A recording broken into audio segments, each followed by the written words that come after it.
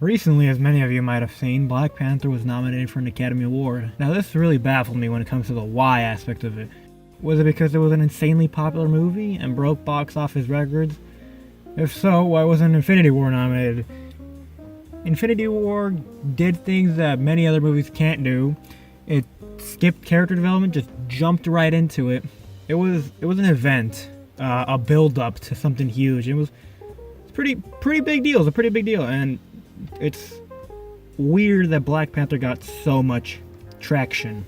Was it because it had a huge black cast? If so, there were many other films that year that had an all-black cast that were just as good or even better. Or maybe because it was truly the best film of that year. Yeah, no, I don't think so. And many other people have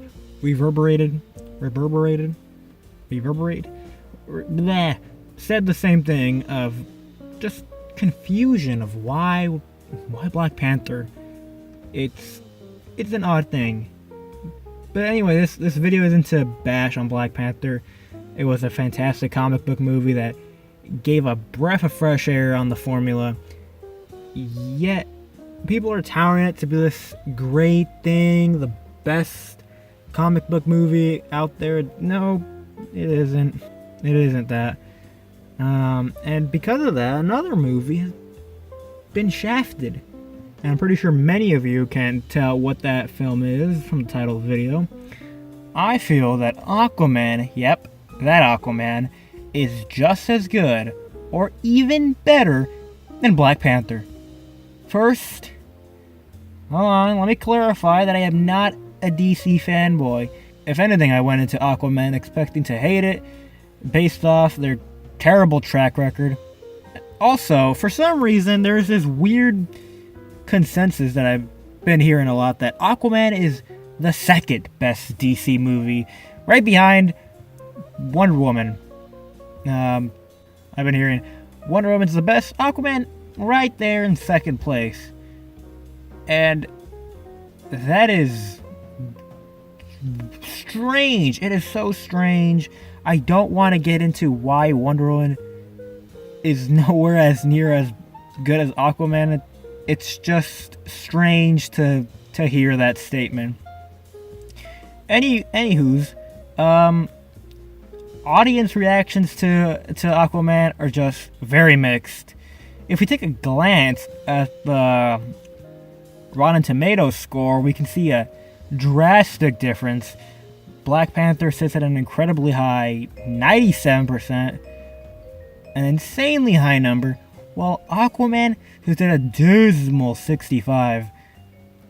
The funny thing is that both movies have basically the same audience score, which is kind of funny. So, why am I comparing Aquaman to the beloved Black Panther?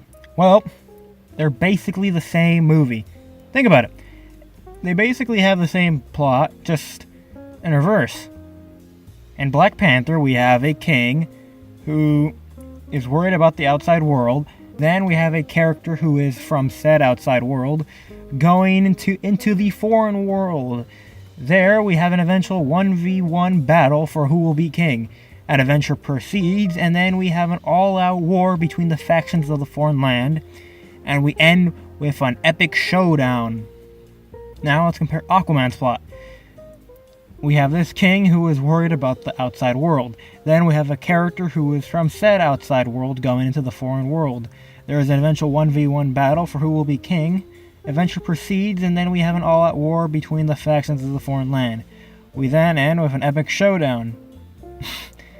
Pretty much the same, right? Just with some minor differences here and there, but it's basically the same. Now that we established that they virtually have the same plot, let's talk about the strengths of Aquaman. Why should you not skip Aquaman? Why you should give Aquaman a chance?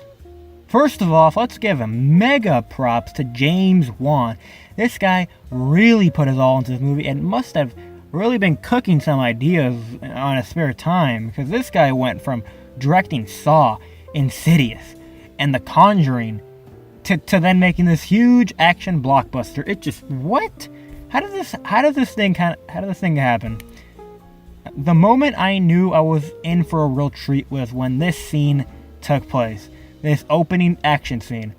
Look at this scene. It's well framed, it has great choreography, and it's fun. It's fun. And that's the thing that this movie really drives home.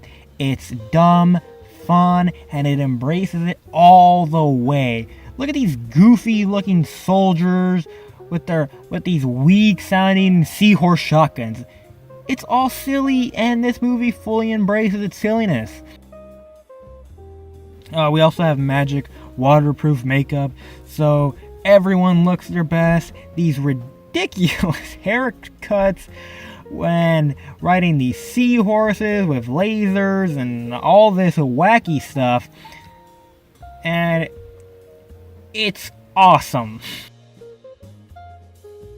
Like the opening scene, we continue having great fight scenes throughout the movie. However, I will not defend the underwater CG fest fight scenes. They're not abhorrent, but compared to the fights on land, they're night and day. But you know who else has a bad CG fight scenes? Black Panther. This movie is a grand adventure, and that's what you want from these comic book movies, right? This movie, like I said, is just so much fun. We go to this magical Atlantis.